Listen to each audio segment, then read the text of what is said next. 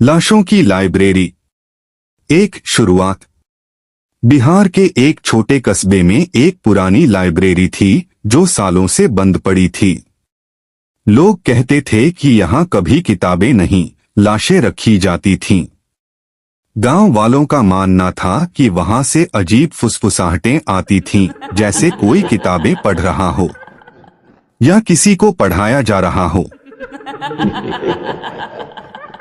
एक दिन 5 कॉलेज के लड़के लड़कियां हिम्मत करके उस लाइब्रेरी के भीतर चले गए। दरवाजा खुलते ही जोर की चिर्र की आवाज आई और भीतर की धूल मानो सांसों में घुस गई। अंदर किताबें नहीं थीं, बल्कि दीवारों पर सैकड़ों मानव खोपड़ियां जमी हुई थीं और अलमारियों में इंसानी हड्डियां करीने से सजी थीं। 3 पहला इशारा। जैसे ही उन्होंने टॉर्च की रोशनी डाली, एक खोपड़ी ने आंखें झपकाईं।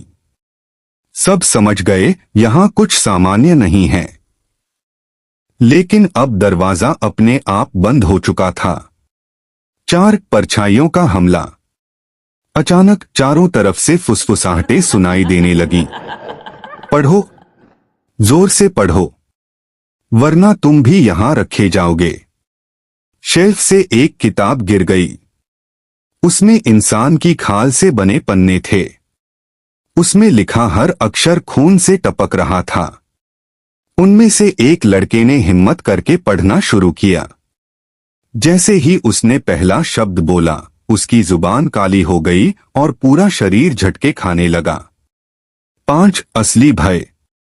बाकी लोग भागने लगे, लेकिन हर कोने से लाशें रेंगरेंग कर बाहर आने लगीं।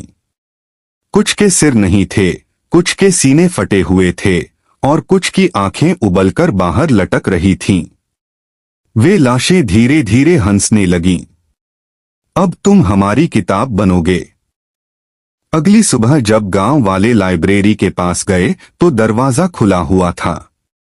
अंदर 4 नई किताबें रखी थीं, जिनके पन्ने इंसानी चमड़ी से बने थे।